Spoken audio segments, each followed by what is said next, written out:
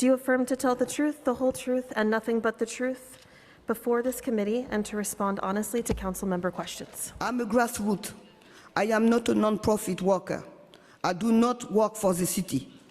I am here to tell the truth. Everyone today will hear our truth. I want you to know that I'm speaking here on behalf of the thousands of people who are just outside this building who are in the same situation I am and who are counting on me to let you know. We are here to hold standard of dignity for everyone regardless, and we are still seeing anti-Blackness permeate. We also notice that only Black immigrants are being rejected from the buses, from subway station, from all the transportation. You have to understand, Black migrants have it harder in the immigration system. The first wave of migrants that we saw Black were all wearing ankle bracelets. At this time, people were shocked because we were only seeing Black migrants with ankle bracelets. We're seeing already Black migrants getting deportation letters. Black migrants aren't getting their mail. Mail is another big thing. Because they are disproportionately kicked out of the shelter system, they do need mail.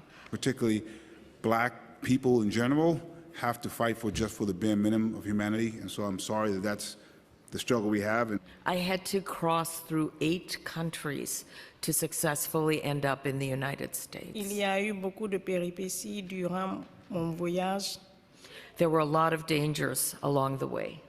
Y compris des viols de femmes, des agressions sexuelles.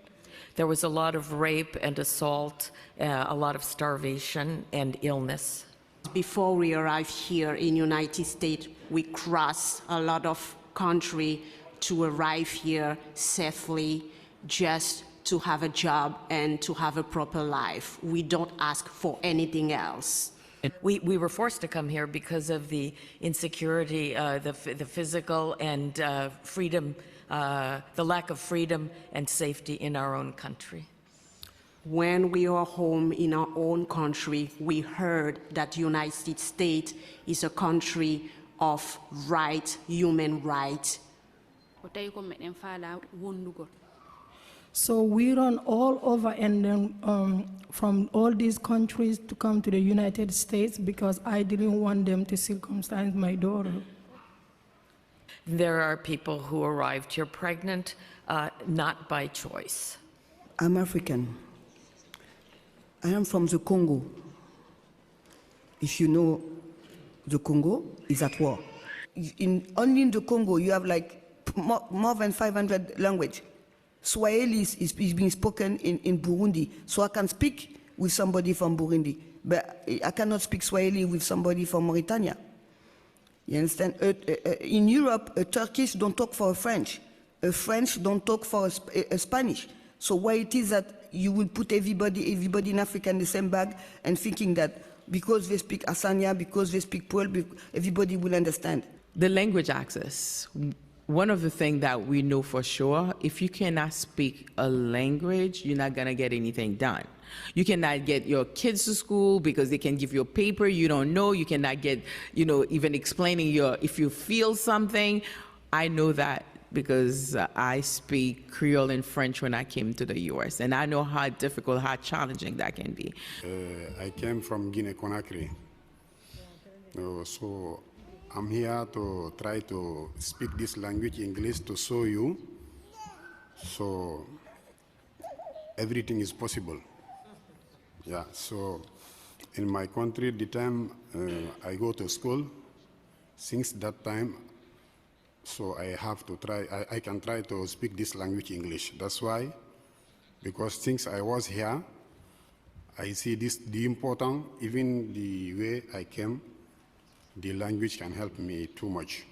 The focus has just been on West Africans, and there's a lot of East Africans coming with a wave of Haitians coming, and we need to be mindful of those languages. There are unique dialects that are also coming that I've never heard of, that I'm learning now about. People from Madagascar are coming. You have people, Burundi are coming. People from countries that are not common to us. And they give us 2 months to stay at the shelter, and then you have to go out again with your luggages and the kids and find another place. It's very difficult. Since this brother start coming, I have broken heart.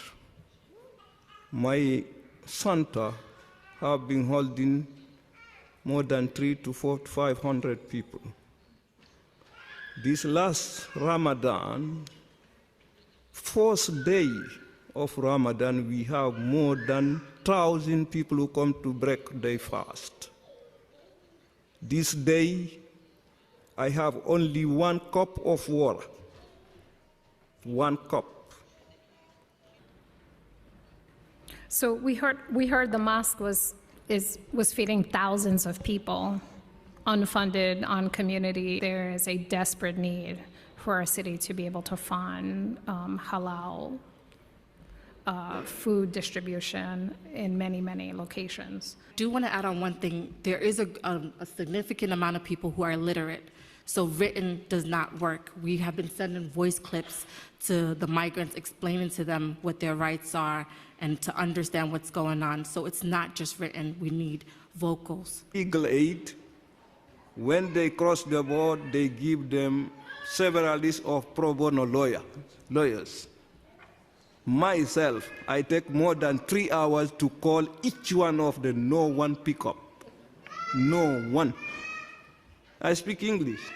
And now those people who get those papers through the border, how they can?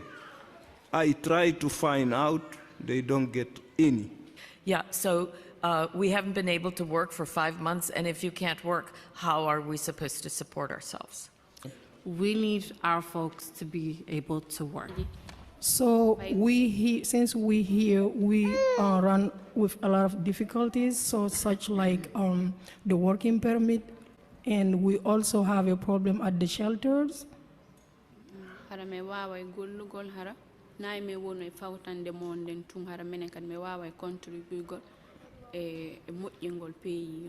So we really need to work so that we could help the country too. It's very humiliating because it's not just us who suffers, but we are unable to care for our families, and that's heartbreaking. But I'm not surprised that New York Health and Hospitals is not here to listen to you and be present for you, because they don't care. They don't care about their legal immigrants, they don't care about the citizens within the country, and they don't care about all of you and coming here to listen to your concerns. I'm staying in a hotel shelter with 3 of my kids, and we don't even have the means to cook, and our life in the shelter is very difficult. And also I have a kid that is like 18 to 19.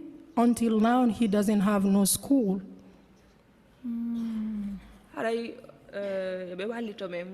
So please help us. Thank you. New York City public schools that documents are not necessary. It has not been helpful because unfortunately we have cases where they are asking for documentation.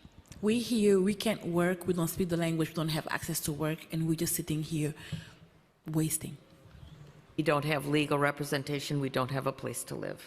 Now, some of them don't even file their paper for asylum yet. Why? Because they don't have any fund, any means. In terms of what legal screenings, referrals, and culturally competent legal services are available to Black, LGBTQIA, and immigrant New Yorkers at the Asylum Application Help Center? So at the Asylum Application Help Center, we really focus on asylum, TPS, work permits, and a small pilot of SIDGE. And we give that to anybody who wants it, like who needs it. It's appointment-based, as you know, and it's really focused on folks from our shelters. Is mental health included in that? So we have, as part of shelters, we have mental health, and as part of the intake, we do a behavioral health screening at the front door as well. But we noticed that language has been the barrier. How is that service being delivered if language is the barrier?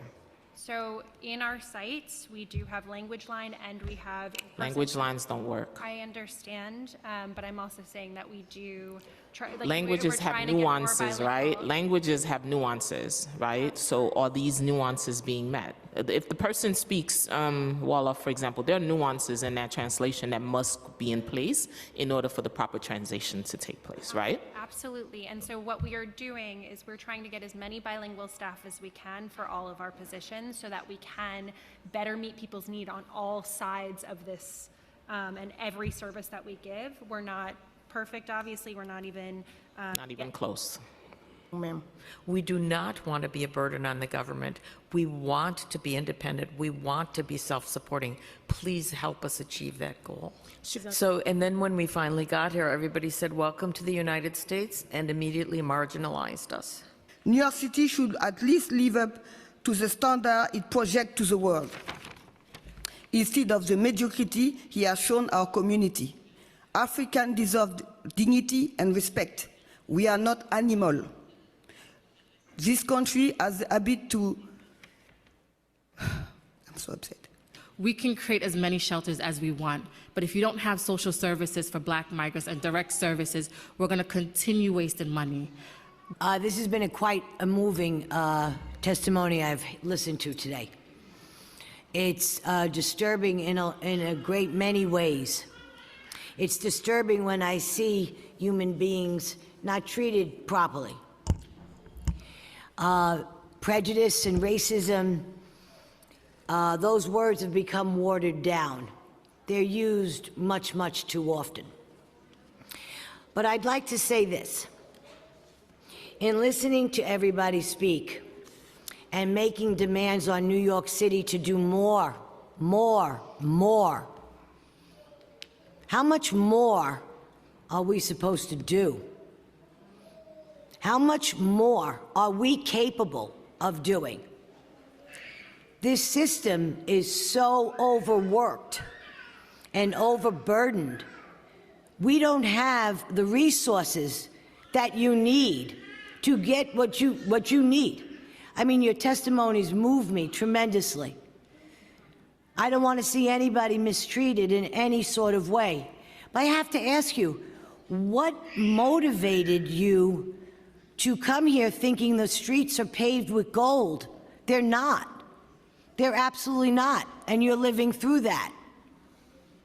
Now, we've watched many different people come across this border. The people who have come across this border have come across this border illegally. Councilmember Palladino, Yes. do you have a question for the panel? I do. Because we have to move on. Everyone, we asked decorum in the chamber. Please Okay, well, we're talking a lot about health needs, legal services, language access, and responsible initiatives for the migrants. How much money and resources are being allocated to conduct background checks, screening of the migrants that are coming across? And what policy, if they are coming, what is the policy if they are here illegally? How much more are we going to do? This is my question. How much money is being spent right now? I'm happy to answer. Go I ahead. don't have all of the money numbers, but I'm happy to let you know the procedures of how people get to New York in the first place.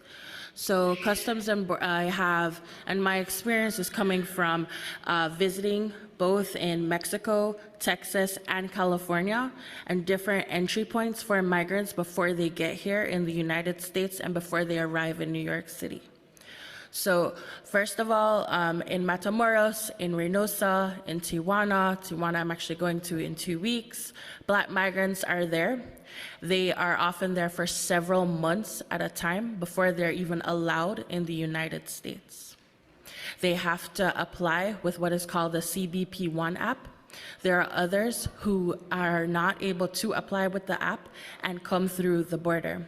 But before they get to the United States, they have been checked by a CBP agent.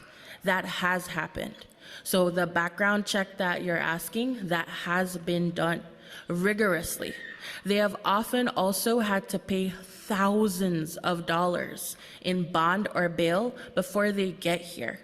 because Black migrants actually have an average of between $10,000 and $50,000 that they have to pay in bond before they are How do you released do it? on their own recognizance. But how do you pay for that? We make a mickle out of a muckle. Yeah. And I can share more about what the ins and outs of what that looks like. It is tedious, it is tireless, and it is work that we do absolutely every single day all over the country. Now, when you pay all that money, where does that money go? Back to the United States government.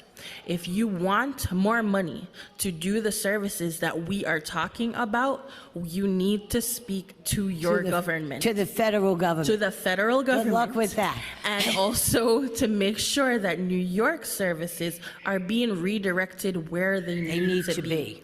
This city spends a lot of money on things that I don't think they need to, including some of the law enforcement and some of the additional niceties and robots and all sorts of things that New York City has paid for. I think that if we govern the budget with what our values and morals are supposed to be, we will not have to ask these questions anymore. It of course pains me to come after a colleague who, can say that they are moved by the testimony and still incite xenophobia in the same breath. Take offense to that. Deeply appreciate I take you all, offense to that. for testifying. Council member. We do not want to rely on the system. We are not promoting for people to stay in the shelter system. We're trying to promote independence, and the only way to do that is to provide them with support. I am a former asylum seeker myself. I am now an American citizen. I did not get the welcome and the voice of these people to advocate for me. So I am here to advocate for them. If you help them the way you've helped me, they will be self-sufficient. They will be advocating for themselves and be sitting here for the next generation of councilwomen to testify for other services for their communities that they need.